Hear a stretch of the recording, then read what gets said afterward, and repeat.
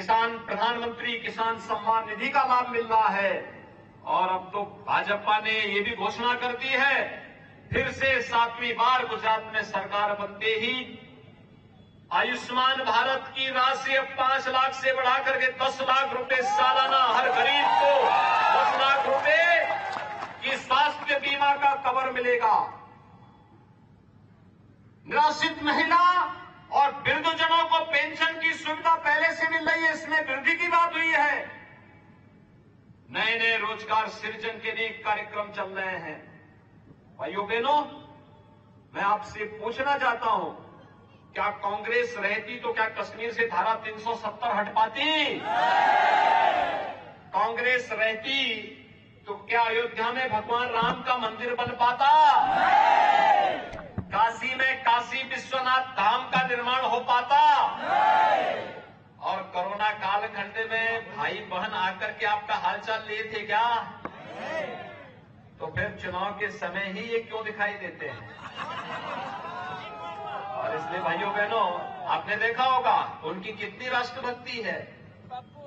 और भारत जोड़ो यात्रा में चल रहे हैं, एक दिन कहते हैं कि राष्ट्रगान होगा और मंच पे खड़े होते हैं फिल्मी गाना बजने लगता है। भाइयों बहनों, इसीलिए मैं आपके पास आया हूं। कांग्रेस तो देश की सुरक्षा में सेंध लगाने वाली पार्टी है, शहीदों का अपमान करने वाली पार्टी है, सैनिकों का अपमान करने वाली पार्टी है। सरदार साहब को सम्मान नहीं दिया था कांग्रेस ने, और जब सरदार साहब ने संकल्प लिया था सोमनाथ मंदिर के पुनरुद्धार का, कांग्रेस के उस समय के नेतृत्व ने विरोध किया था। जब प्रथम राष्ट्रपति डॉक्टर राजेंद्र प्रसाद जी सोमनाथ मंदिर के प्राण प्रतिष्ठा कार्यक्रम में आ रहे थे, तब भी कांग्रेस ने विरोध किया था। भाइयों बहनों, आस्था का सम्मान भी नहीं कर सकती। अयोध्या में राम मंदिर का निर्माण हो ही इसलिए ही बाधित था क्योंकि कांग्रेस बैरियर के रूप में काम कर रही थी। ये देश के विकास का बैरियर भी है, आस्था के सम्मान का बैरियर भी है, बहन बेटियों की सुरक्षा का बैरियर भी है, और यह देश को समृद्धि के पथ पर अग्रसर करने का बैरियर भी कांग्रेस बनी हुई है। इसलिए बैरियर को हटाइए। दिल्ली से एक और नमूना आपके पास आया होगा, उससे भी सावधान रहने की आवश्यकता है।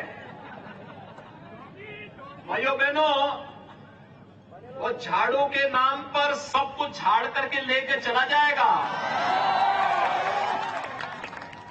बड़ा सावधान रहने की आवश्यकता है इन लोगों से। ये राजनीति के कुछ नमूने हैं, ये केवल आकर के बोलेंगे कुछ और करेंगे कुछ। इसलिए सावधान रहते हुए भाजपा प्रधानमंत्री मोदी जी के नेतृत्व में सुरक्षा की गारंटी है, भाजपा समृद्धि की गारंटी है, भाजपा विकास की गारंटी है, भाजपा लोक कल्याण की गारंटी है। सबका साथ सबका विकास के भाव को हर नागरिक तक बिना भेदभाव के पहुंचाने वाली पार्टी के रूप में कोई पहचान बनाती है तो भाजपा बनाती है। और इसीलिए मैं आप सबसे अपील करने के लिए आया हूं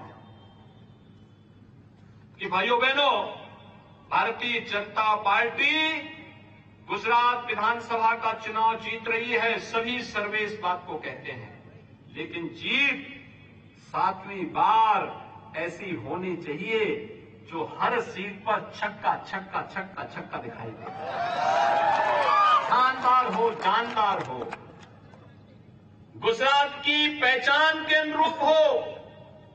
इसके अनुरूप तैयार हैं? तैयार हैं? आप सभी लोग इस बात के लिए तैयार हैं? सो आप बधा भाजपा ने भव्य जीत आपसो, हाथ ऊंचा करने समर्थन आपो।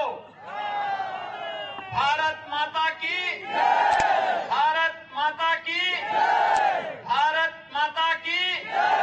आप सबसे अपील है, श्री गोविंद भाई परमार वे अपने दूसरे कार्यक्रम में मौजूद हैं, यहां पर पर मंच पर हमारे लोकप्रिय सांसद, यहाँ के जिलाध्यक्ष जी, हमारे राष्ट्रीय महासचिव जी, ये सभी लोग मौजूद हैं और उन सब की उपस्थिति में श्री गोविंद भाई परमार को कमल चुनाव चिन्ह पर विजयी बनाकर के आप भेजेंगे।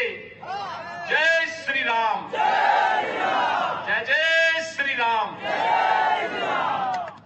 छोटे काशी के नाम से प्रसिद्ध ये उमरेठ नगरी में आदरणीय योगी आदित्यनाथ जी का तो मुख्यमंत्री योगी आदित्यनाथ गुजरात में लगातार धुआंधार प्रचार करते हुए नजर आ रहे। इस दौरान उन्होंने कांग्रेस और आम आदमी पार्टी पर जमकर निशाना साधा है। साथ ही साथ सरकार की, केंद्र सरकार की, राज्य सरकार की जो योजनाएं हैं, चाहे वो फ्री राशन की योजना हो या फिर कोविड काल में फ्री वैक्सीन की बात हो, इसको लेकर भी जमकर विपक्षी पार्टियों पर जमकर उन्होंने निशाना साधा है। उन्होंने कहा कि भाजपा और केंद्र की मोदी सरकार सुरक्षा की गारंटी है। तो लगातार मुख्यमंत्री योगी आदित्यनाथ गुजरात में बीजेपी उम्मीदवारों के लिए प्रचार करते हुए नजर आ रही है। द्वारकाधीश मंदिर अब भव्य बन रहा है, सीएम योगी आदित्यनाथ की तरफ से यह भी कहा गया।